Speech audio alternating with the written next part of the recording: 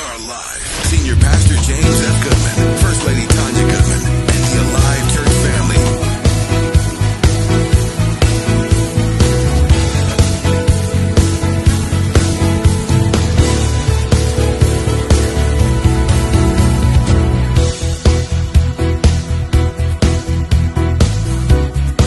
Please take your time to subscribe on YouTube. Like us on Facebook. You're welcome to join in person live on Sundays, 9:45 a.m. and Thursday, 7 p.m. for Bible study. Know better, do better, have better. Matthew chapter 14, verse 22, this is what it says. And straightway Jesus constrained his disciples to get into a ship and to go before him unto the other side, while he sent the multitudes away. Now I want to read this in the Amplified Bible. You can follow me in the King James, because for the sake of time and clarification, I want to do it in the Amplified Bible. Then he directed the disciples to get into the boat and go before him to the other side, while he sent away the crowds. Verse 24.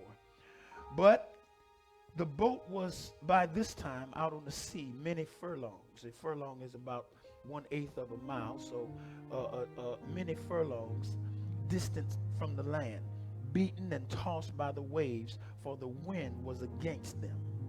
Somebody say it was against them. Verse 25, and in the fourth watch, that is between 3 and 6 a.m., of the night, Jesus came to them walking on the sea. And when the disciples saw him walking on the sea, they were terrified. Somebody say terrified. And said, it is a ghost. And they screamed out with fright. But instantly he spoke to them, saying, take courage, I am. He said it this way, take courage, I am.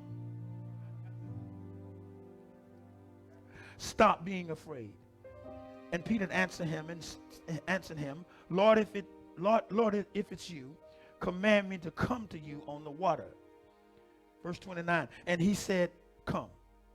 So Peter got out of the boat and walked on the water and came toward Jesus. But when he perceived, look at this now, when he perceived and felt the strong wind, he was frightened. And as he began to sink, he cried out, Lord, save me from death.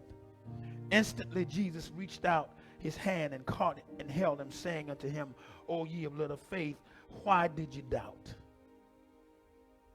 Now I want to look at this. I've shared some of this with you before, but I want to show you some things about this. I want to show you how it is that your faith is always under attack by fear. I want you to get this now. Some people say that doubt is the opposite of faith, but that's not really the truth. Doubt's not the opposite of faith. Fear is the opposite of faith, because you can only operate in one at a time. Faith and fear cannot coexist at the same moment. Fear is the enemy of faith. I want y'all to get this now. And so your faith is always under attack by fear. I want you to look at it very closely, because see, a lot of times when we are in faith, we allow fear to come in and take its place. Say that again, Pastor Goodman. Thank you, believe I will. We allow fear to reside in us where faith belongs. So we give fear faith's place in our lives. Hallelujah. Here we go. So look at it now. Look at this. Verse 22 in the Amplified Bible says it this way. He says, then he directed the disciples to get into the boat, go to the other side. He directed them. Now here's what I want to say first.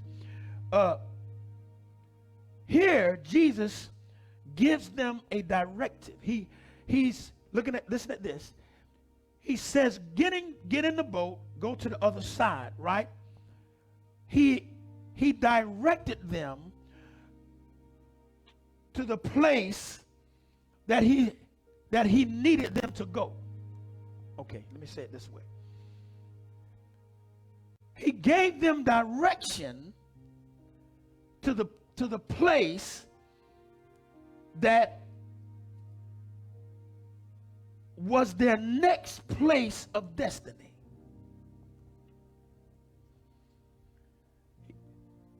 They needed to be on the other side. So he gave them direction. He directed them. God, look at this. God gives us direction in his word. Once we get direction from him, his word, he's already considered the obstacles. He's already considered the trouble you will encounter. Now get this. Jesus directed them to go to the other side. As they were on their way, they ran into trouble. But I want y'all to get this. Don't let this get over your head. Jesus already considered the trouble they were going to face when he gave them the directive. Okay, let me bring it in since you're looking at me like that. Jesus already knew that they were going to face what they faced.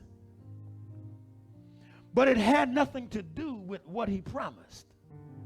So, he knew they needed to be on the other side. He already considered what they would have to face. But it didn't change what he directed them to do. Jesus already knew, God already knew that you were going to have to deal with what you're dealing with when he made you the promise of your healing. He already knew you were going to get the diagnosis you got, even when he spoke healing in his word concerning you. So he's directed you to get to your healing, even though he already knew you'd have to go through this diagnosis. That makes sense. He already knew you were going to have these struggles in your finances when he promised you wealth. He already knew you were going to have to deal with these struggles in your income when he promised you wealth. He already knew what the economy was going to do when he promised you wealth. But Jesus knew that they would encounter what they encountered. But he still said to them, go to the other side. Right? Right? So looking at this now, look at this. He already considered the obstacles. He already considered the trouble they would encounter. But he gave them a word. He said, go to the other side. Right? He didn't say, now, if you run into trouble, turn around and come back. He didn't say, if you run into trouble, have a panic attack. He didn't say, if you run into some problems. He didn't even tell them about the problems. See, Jesus is not concerned about the problem. The problem is only part of the process. He's only concerned about the promise. Y'all missed that. Whatever promise God made you in his word, whatever directive he gave you in his word, whatever he told you about you in his word, that's the only thing he's concerned about. He's not concerned about what it is that you got to go through to get to the promise. He's not concerned about what you got to go through to manifest the thing that he promised you. He's concerned about the promise. So when he makes you the promise, he already knows you're going to go through the problems. But what he's saying is don't be concerned about the problem. Stay focused on the promise. So he knew they were going to go through some issues, but he said, let us go to the other side. Whenever Jesus spoke that means that they had everything they need to make it to the other side. Y'all stay with me. Hallelujah. Now, verse 24 says that the boat was by this time out on the sea. And look at this now. So it was out on the sea, and it was now experiencing some turbulence and turmoil. Right? With waves and winds beating against it. And then in verse 25, here comes Jesus walking toward them on the water. Somebody say walking on the water. Ain't the step. I want y'all to get this right here. Jesus, listen, when he said go to the other side, there was enough power in what he said to get him there.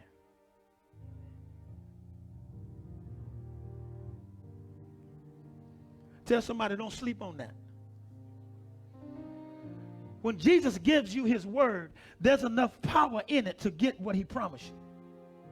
When he told them to go to the other side, there was already enough power in his word to get them there. But look at Jesus. Somebody said, look at Jesus. Even though there was enough power in what he said to get them there, guess what he did? When trouble came, he still showed up. Y'all missed that. You missed that. You missed that. There was enough power in what he said to get them to the other side. But when they found themselves in trouble, guess what he did? He came walking on the trouble. Y'all missed that. See, when we see that Jesus was walking, we think that he was walking on calm waters. But the Bible said that the waters were churning. The waters and the waves were beating up against the boat. That means there was a storm going on. Am I right? And Jesus came walking on the storm. Jesus didn't wait till the storm calmed down. Listen, even though what he said was enough to get them to where they needed to be, there was enough power in his word to get them to the other side. But when the storm showed up, he showed up walking in the middle of the storm. Then they cried out. Then they cried out with fear. Watch this. They cried out with fear. Jesus said, it's just me. I was wondering why. I told myself I got to try to stay up on this pulpit and quit walking around so much, but it ain't working out. I wondered why they had been with Jesus all this time. They knew what he looked like. They knew his mannerisms. They knew how he walked. They knew how he moved. But all of a sudden, they couldn't recognize who he was. That's because a storm was brewing, and the storm was brewing all around them. They couldn't see who he was. But even when they couldn't see him, he said, it's me. Okay. Glory to God. I got to get a little bit further than that so y'all can get this. So when the disciples saw him walking, they were terrified. Somebody say terrified. They were terrified, and they screamed out with fright. Now here's where I want to go. They were terrified. They screamed out with fright. Now here it is. Fear always comes to take the place of faith. Look at this now. Look at this. And fear always wants to speak for you. Or faith, when we're operating in faith, we begin to speak faith-filled words. When fear shows up, fear's intentions are to cause us to speak fear-filled words. Here we go. The Bible said they were terrified. They screamed out with what? Fright, with fear. When the fear came, even though they were already going through the storm, that is, they were already operating in their faith, when fear came, they spoke out of their faith and not, they spoke out of their fear and not of their faith. I want you to get this. The Bible said, and when the disciples saw him walking on the sea, they were terrified and said, it is a ghost. And look at this. And they cried out or screamed out. Look at this now. They screamed out with fear. Right? So what they heard from Jesus motivated their faith to move to the other side. When the storm showed up, it motivated their fear. And so they had to make a choice. Now, here we go now. When you're in your faith, The enemy will cause things to happen to cause fear to come and replace your faith. Now you must decide, which one am I going to speak out of? So fear showed up, and they began to speak out of their faith. Right? Look at this now. When fear came, they spoke out of their faith, out of their fear, not out of their faith.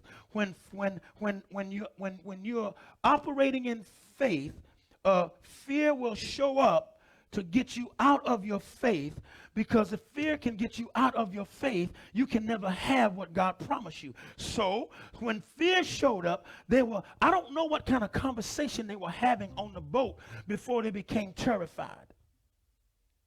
But at this point, they became terrified. And when fear set in, it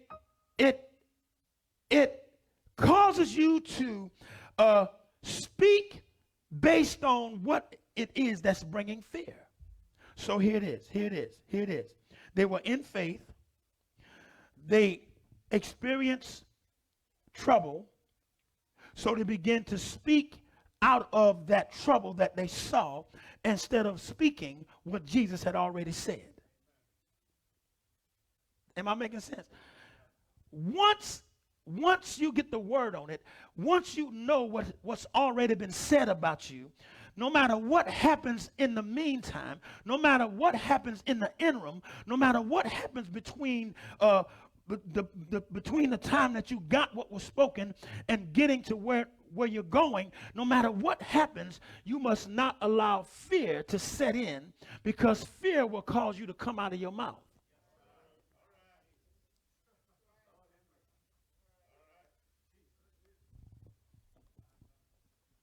How many of you know that words are living? Huh? The Bible says out of the mouth speaks what?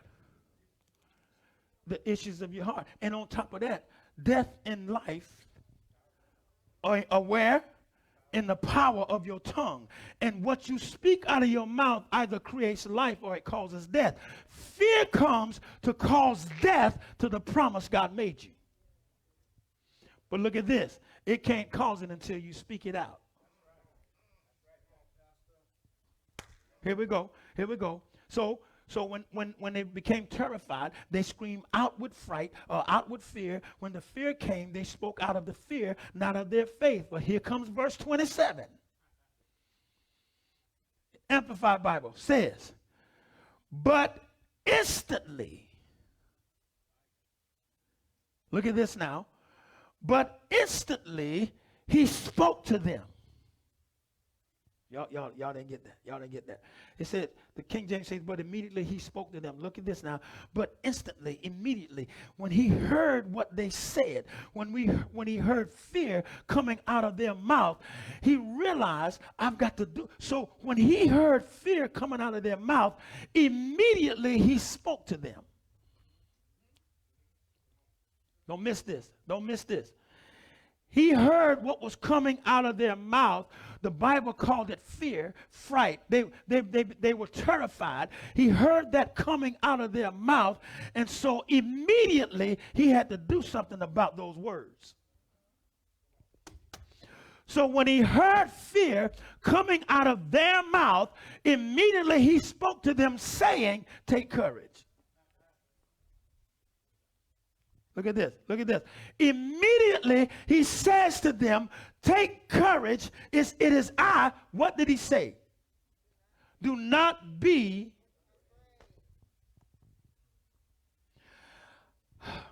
He's saying, I hear what's coming out of your mouth. I've already made you a promise.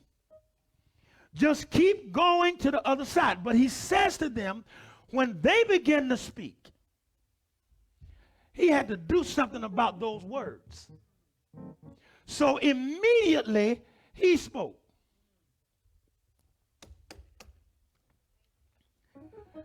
When fear comes and you find yourself saying something, listen, you're going to have to stop immediately and change what you're saying.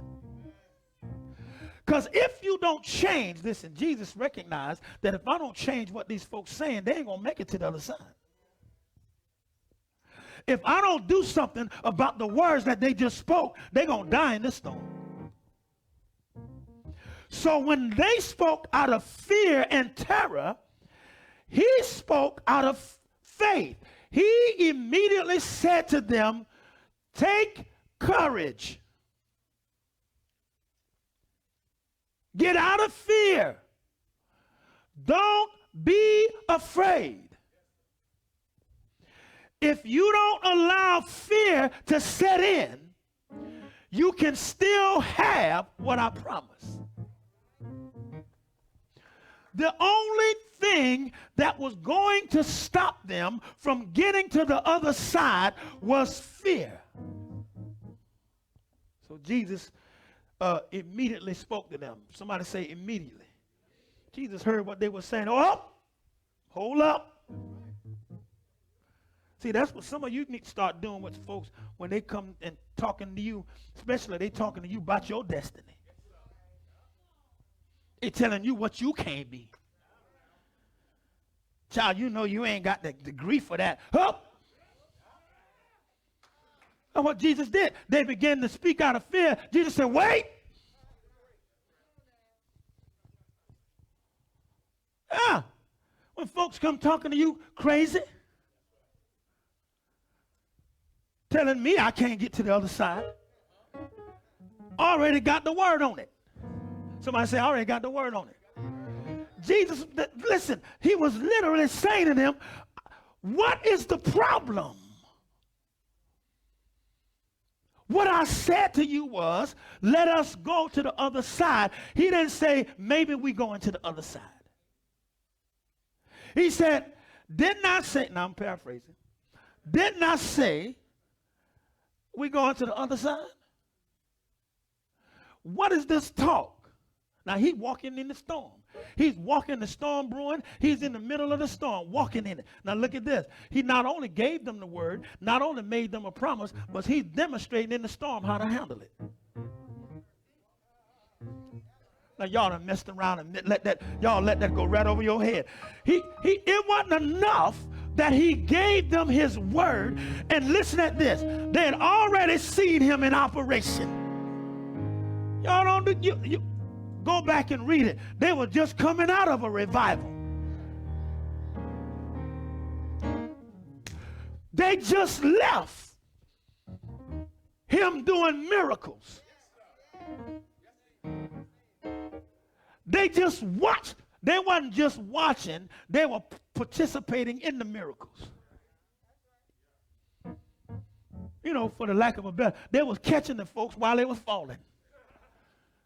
Come on, y'all come on. They were a part of the miracles that he did. They knew that what he said was good. That's why they got in the boat. They would have never got in the boat if it wasn't Jesus said it. If Peter had said, let's get in this boat and go to the other side, they would have told Peter, you do it. You go. I'm staying here with Jesus. Peter, we're not going out there on no boat. We're staying here with Jesus. You go. But Jesus said, y'all go on the boat. And I'm going to, listen. I'm going to stay here, dismiss this. I'll do the dismissal. And now I went to him. May the Lord watch between you. Okay. He says, I'll dismiss the people. Y'all go to the other side where we're headed. See, we're going somewhere. You go ahead and go. I'll be on after a while. Right? Based on his word was the reason they got in the boat. I could see him now. You know, and probably Peter, because, you know, Peter was the one with all the mouth. Peter, y'all know that, right? Peter, y'all heard Jesus. Come on, let's get on this boat. We got on the boat, right? Headed to the other side. Got in a storm, got in a mess. Trouble came.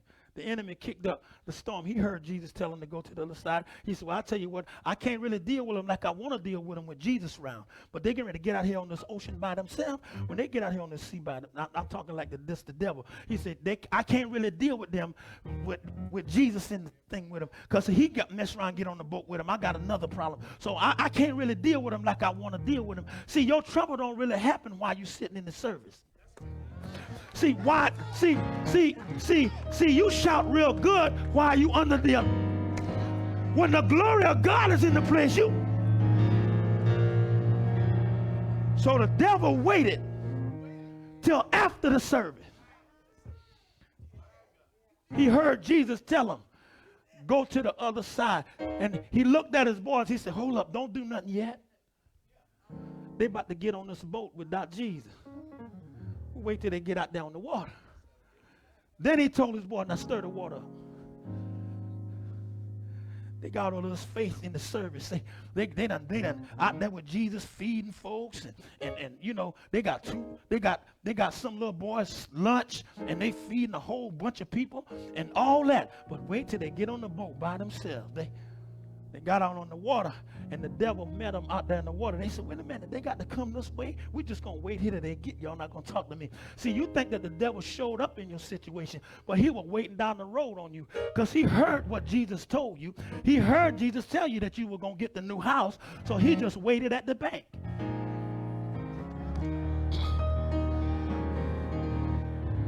He heard Jesus say that you're going to drive better than you're driving now. So he didn't mess with you right then. He just went to the car dealership and waited. You got a word while you were sitting in the service. The Lord said, y'all ain't going to talk to me. I mean, any of y'all ever got a word in the service? The Lord said that you're going to do this and you're going to do that. The devil didn't mess with you. He waited till you go to the place. He waited until you went to the place to do it. So he waited at the bank. You got the word on the house, but you went to the bank and somebody at the bank told you.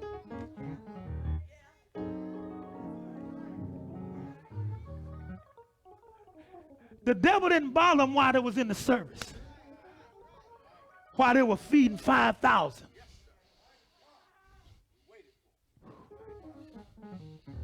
He waited out there on that water. He said, y'all, let's don't worry about it. Jesus told him to go to the other side. We're just going to go out here and wait on them.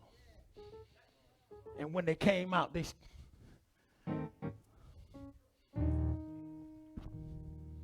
Jesus dismissed the crowd. Somewhere between 3 a.m. and 6 a.m. I suppose he probably took a nap. You know, because sometimes you can't rest with a bunch of people around you. So he told them, go on, y'all go. I'm going to dismiss this crowd. He went and did some other things. But around somewhere between 3 a.m. and 6 a.m. He said, let me go out here. And he knew something was going on. He knew there was some. Listen, he told him he would meet him. He said, I'll be on directly.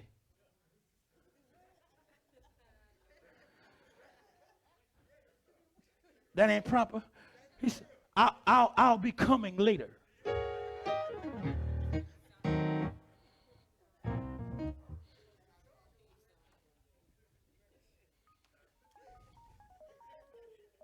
What y'all trying to do? Y'all know grandmama and them used to tell you, I'll be on directly. How many of y'all didn't know what they were saying? How many of y'all knew what they were saying when they say, I'll be on after a while? I'll be on directly. How many of y'all knew what they were talking about? Then why y'all looking at me crazy?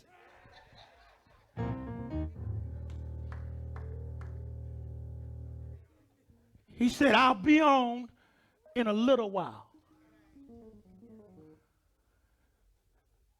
I believe he waited on the storm. Because he didn't just want to give them his word. Y'all don't miss this. Even though his word was enough. But he wanted to show them a demonstration. So I believe, this is me now, he waited on the storm. See, okay, it's time to go now. While a storm's brewing, he's walking. Y'all, don't miss this. Don't miss this. See, his faith, he was walking by faith in the middle of the storm. Do you understand that if he really wanted to, he could have spoken to the storm before he got on the water. He could have said, like he did the last time, he could have said, peace, be still. I'm getting ready to walk.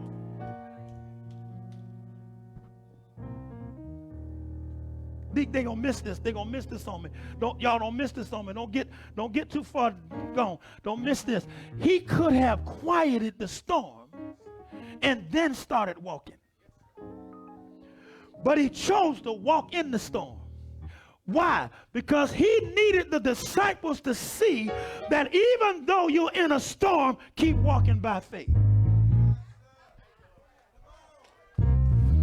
I done messed around. I done left. He needed them to see him operating his faith in the storm. So he waited on the storm and started walking on the water. It was already a miracle to walk on the water.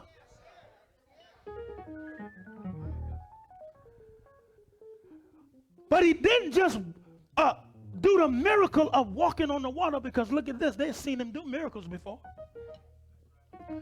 That wouldn't have been a big deal to them. But to watch him walking in the storm. Storm so bad they can't recognize him. Storm so bad they can't tell who. The wind's all around him. They can't even see who he is, but he's walking. Why? He's demonstrating how to handle the storm. He said go, which was enough to get them there, but he recognized that they were in a storm, so he demonstrated how to handle the storm. Let me hurry up. Y'all done left me. Y'all ready to go? Look at this. Look at this. So he demonstrated how to walk in the storm, but first he had to deal with what they were saying. Fear, look at this now. Fear and faith will come to you saying something. Come to you to say something. Jesus heard what they said. Instantly he had to correct their speech so that their faith would work. Right? When fear shows up, you must give a faith command to your situation. Okay, look at verse 28. So instantly he spoke to them, 27, saying, take courage, I am. Somebody say, I am. What is he saying? I'm everything you need, right? I am. Stop being afraid. Or don't operate in fear. Then verse 28, and Peter answered him, Lord, if it is you. Now Peter obviously couldn't tell it was him because of the storm. So Peter said, well, I hear his voice. It sounds like Jesus. Peter says, if it's you, command me to come to you on the water. Or Peter replied, Lord, if it's you, command me to come on the water, right? Command me to come on the water. Look at this. Look at this. When fear shows up, you must give a faith command to your situation. Go to verse 29. When fear shows up, you must give a command, a faith command to your situation. When fear shows up, fear is going to show up. But when it shows up, you must give a command to your faith. Right? Here we go, verse 29. And he said, come. Somebody say, come. Jesus, look at this now, gave a one-word command that shifted everything. Now, let me just say this. I don't know whether you notice or not, but the thing that keeps us from walking on water, for instance, if the reason you sink if you jump in the water is because of gravity, right? Jesus gave a one-word command. he says, come. And inside that one command was enough power to defy the laws of gravity. Y'all done messed around and gone to the house. Don't go home yet. Get this. You must give a faith command when fear shows up in your situation. When fear happens, maybe the report hits you and fear showed up, but you must then give a command of faith. Peter says, if it's you, Jesus, then tell me to come. Jesus didn't have to give a dissertation. He didn't have to preach a message. He didn't have to quote a scripture. Jesus simply made a faith command. He says to Peter, now look at this. He's addressing Peter, but he's speaking to the situation. Because he says to Peter, come. And when he told Peter to come, gravity, when he told Peter, come, gravity answered the command. Y'all not going to get this. If Peter jumped in the water without the command, he would have sunk. Because gravity, listen, you're on earth. Gravity will pull you down. But Jesus, look at this. Look, y'all don't miss this, please. I don't want y'all to go home yet till y'all get this. He addressed Peter. But because there was faith in the command that he spoke, he said to Peter, he didn't even address gravity.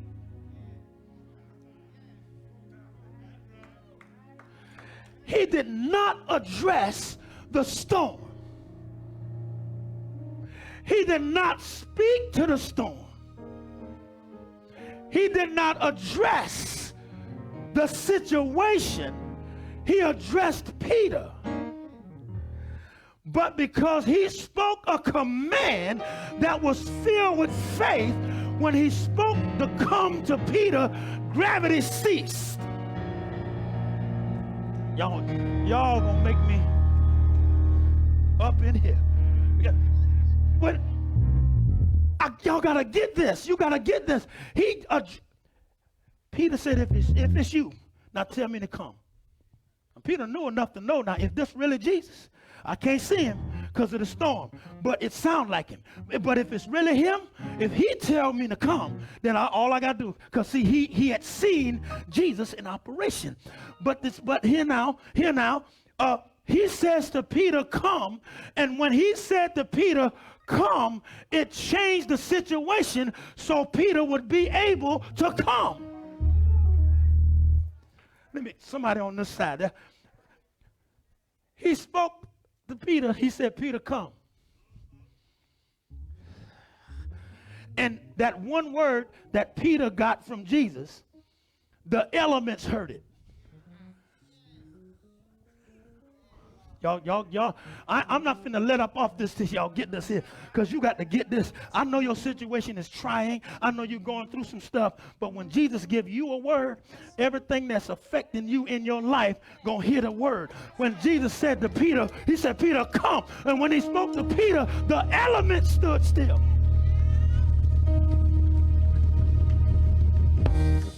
When he said to Peter, come, once he put the word out there, everything that heard his word had to obey. So gravity had to stop so Peter could.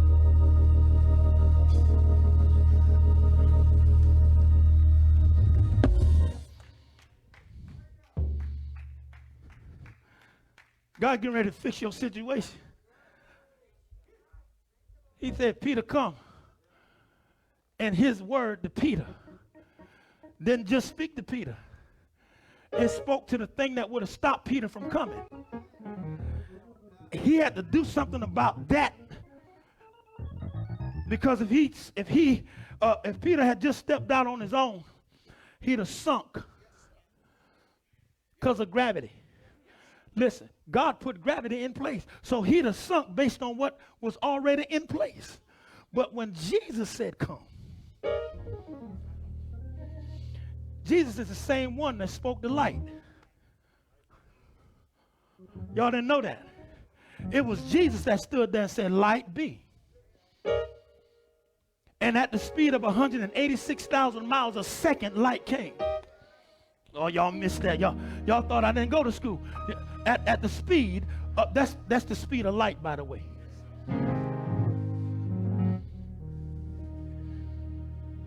Yeah. Jesus said, light be. And at the speed of 186,000 miles a second, light showed up. That's why when he said, come. Huh? They didn't have a choice. Gravity didn't have a choice. Because the same Jesus that spoke light into being just spoke come. So gravity had to move out the way so the man could come. Gravity had to hesitate. Gravity had to stop so that the command Jesus made could be performed. So when he said to Peter, come, gravity said, y'all heard it.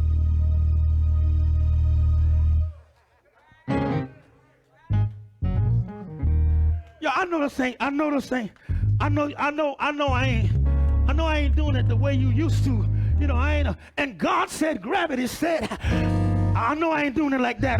I know you kind of struggling because you know when Jesus spoke and gravity stood. I know, but I need you to hear me.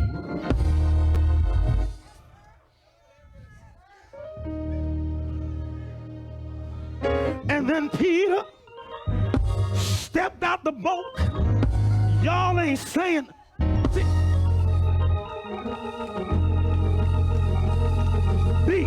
D, you felt that, didn't you, D? And when Jesus said, come, Peter stepped out the.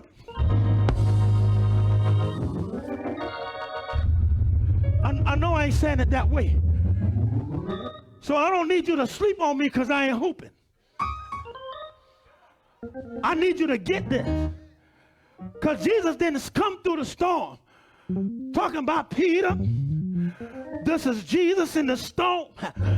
I need you to step out the boat and I need you to follow my command. And I want to tell you, Peter, I want you to C-O-M. I want you to C-O-M me.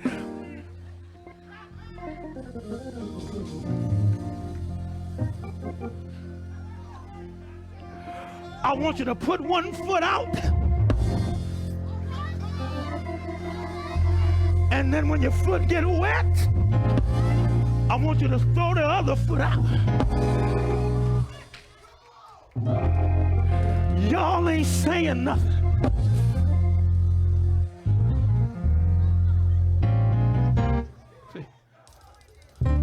See that? How black folks get the message.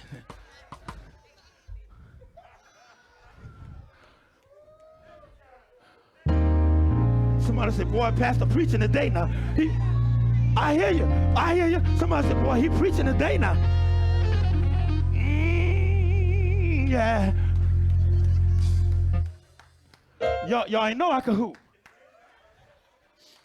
But there was a storm brewing out on the ocean. But I believe Jesus waited on the storm.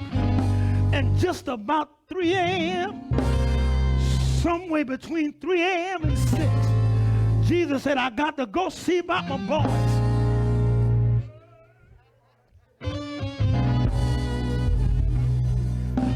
See, I got you woke now.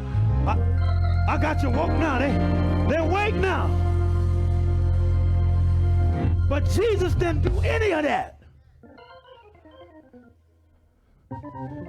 And even when Peter couldn't see him. See, even if you can't see him, listen to his words. Peter knew enough to know now that if I could just get him to say something. He said, come. come had enough power to suspend gravity so Peter could do what he said. Your situation might look bad, but as long as you get a word, see, you've got to speak a faith command. And in your situation, you got it, if you speak a faith command, everything that's holding up your situation got to change because of the command you spoke. I speak a faith command, not a fear command. Oh, I heard, the doctor say, no. Jesus said, stop it. Stop talking about the storm. He immediately spoke to them. It's me. Don't be in fear. Get back in faith. It's me. He said it's me. In other words, I'm in the storm with you. Don't worry about the storm. I'm already here. It's me. Don't be afraid. The reason you can't see me because I'm in the storm with you. The reason you don't recognize my walk because I'm in the storm with you. The reason you can't really recognize me because I'm in the storm with you. So don't be confused about the fact that you can't see me right now. I'm going to give a command that will show you who I am. So Peter said, Lord, if it's you, do something. Do something then. If it's you, God, do something. If it's you, God, tell me to come. I just spoke. Jesus said, come. Look at your neighbor, tell him Jesus said, come. The storm brewing in your life, look at somebody and tell them Jesus said, come. I got to hurry up and stop right here. Look at this, look at this, look at this. When fear shows up, you must give a faith command to your situation. Jesus gave it one word command that shifted everything, right? It didn't just shift everything. But when he said come, it caused Peter's faith to show back up. Remember, they were in faith when they were going to the other side. But then they got in the storm. Then they saw what looked like a ghost. So they began to operate in faith. So they let fear. So they let fear replace the faith they started with. But when Jesus said to Peter, come, it didn't just change the situation, but it also changed Peter's faith. It put Peter back in faith. If you're struggling with your situation, go get a word from God. If you're struggling with a diagnosis, go get you a word on it. If you're struggling with your finances, go find a word on it. Because once you get a word, when Jesus said to Peter, come, it didn't just give Peter the ability to walk on the water, but it also gave Peter his faith back. Because faith comes by and hearing by. So when Jesus gave him that word, come, it did something for his faith. It took it then caused his faith to come back where fear was. So if you're struggling about a situation, go get you a word on it. Don't get a saying on it. Somebody was telling me yesterday that we were talking about some things, and they said they read a blog. Who told me that? Okay. She don't really want y'all to know she was the one that mentioned it. But she read a blog, and the blog said, where women are concerned. What did the blog say? She done forgot now. The blog said that the woman that wrote the blog said she was called to be single. Right? Yeah. Taking to the other young single women, told me, y'all don't have to, see, sometimes God will call us to be single. You know what I said to her? Go get the Bible. Put that blog up against the word and see which one is right. Now, I know you're mad with men and all that kind of stuff, but God ain't called you to be single, because first of all, he created the woman for the man.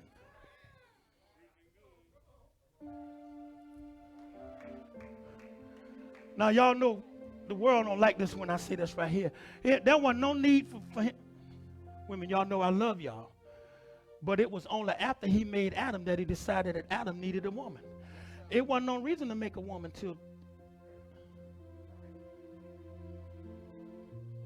I done lost it. Y'all, let me go someplace else. Let me go back over here, because some of the women done got listen, they were telling me, preacher. Now they're looking at me like,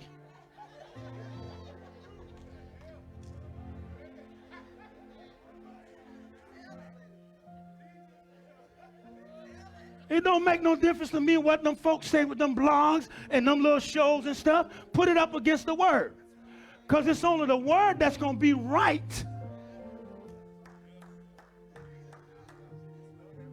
That's why men got to be men. So, because God created the woman for the man.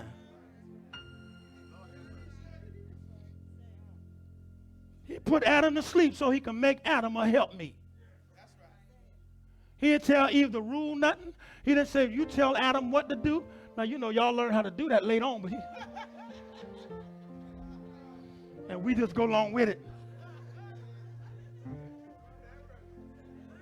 All I'm saying is the word. Listen to me. When you get the word on it, then the word will change your situation. Not, here's why I went there. Not these sayings and these blogs and these stuff that y'all listening to. It's not going to change your situation. The word's going to change your situation. If you want your situation to change, if you want your circumstances to change, you're going to have to go and get a word on it.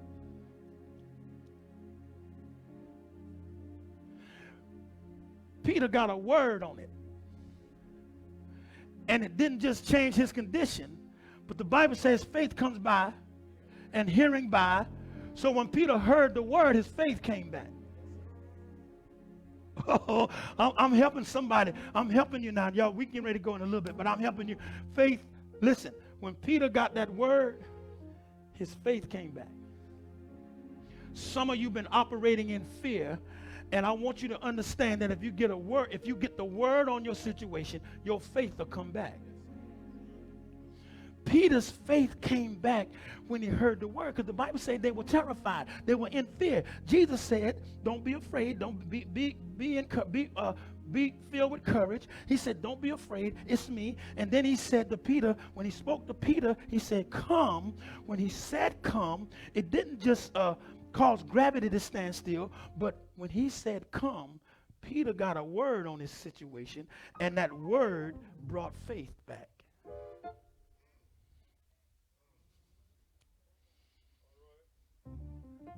Y'all, I'm going to have to stop right there. If y'all got anything out of that? If you are dealing with a situation that has caused fear to show up in your life, go get a word on it.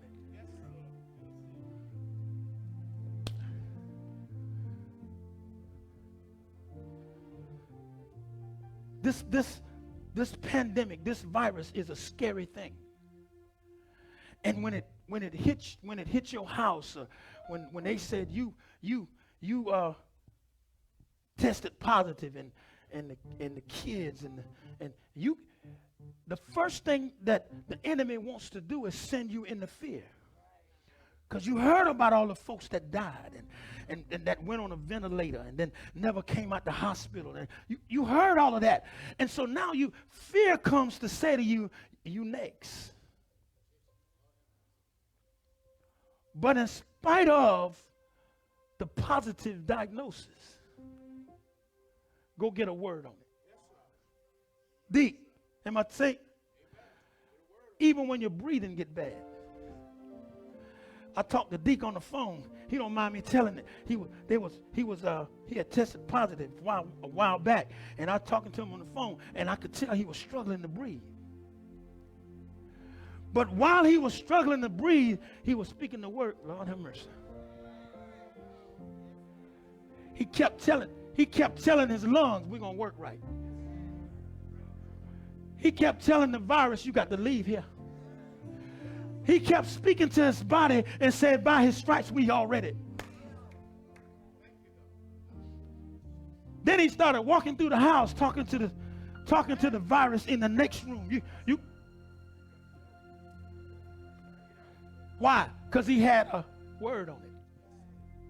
If he didn't have a word on it, he may have been the next fatality. But when you get a word on it, death got to go. When you get a word on it, sickness got to get up out of it. I said when you get the word on it, you can walk on this water. When you get a word on it. Y'all, I'll give you the rest of it next week. But Jesus made a command. And the command he made, he was addressing Peter. But the command changed everything else. The command didn't just give Peter the ability to walk on the water. The command he made changed his faith. When the Bible says faith comes by hearing, not by having heard. A lot of us try to rely on stuff that we see. Somebody preach from a scripture, you say, oh, I done heard that before. Faith comes by hearing and hearing. And when you hear the word, guess what it brings with it? It brings faith with it. Power. Your situation gonna change if you get a word on it. Can I help you? Crying don't change it. How many of y'all going through some trouble and cried all night? Did it change?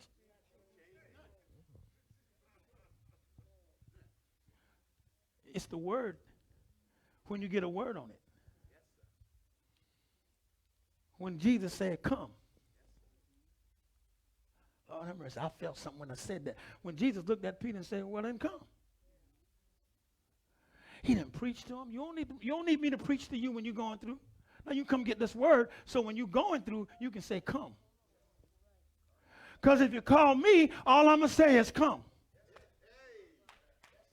How many of y'all called me and talked to me before, and you say, well, Pastor, I really need you to pray for me. I'm already praying for you. I don't mind saying a little prayer, but what you need to do is stand on this word. See, tradition tells you that if you come to the preacher and the preacher say a prayer, everything going to be all right. But how many of y'all know folks done died after the prayer?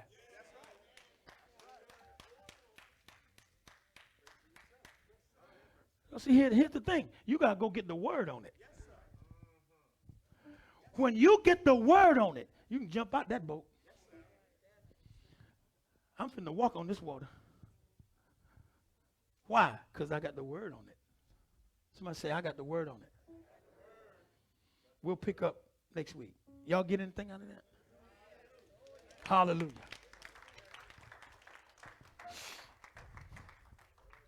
Come on. We getting ready to go.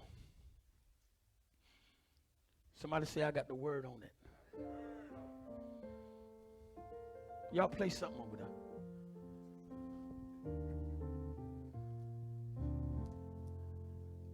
Somebody say, I got the word on it.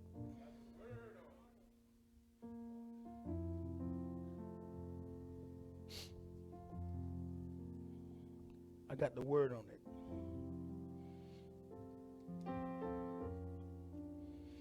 Fear comes to take the place of your faith. And when you allow fear to have faith's place in your life, you cannot have what God promised you. You must move fear. Understand this. Fear is going to come. Fear is going to show up. But when fear shows up, you must make a command on your faith. You must command that your faith do something when fear shows up. If you don't make a command on your faith, fear will override it.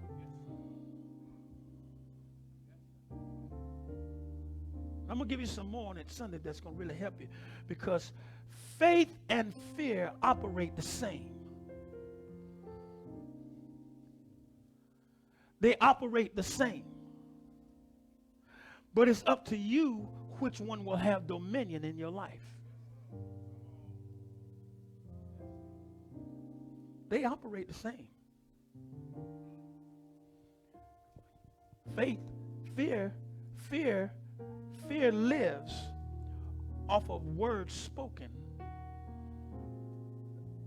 that's contrary to the word. Faith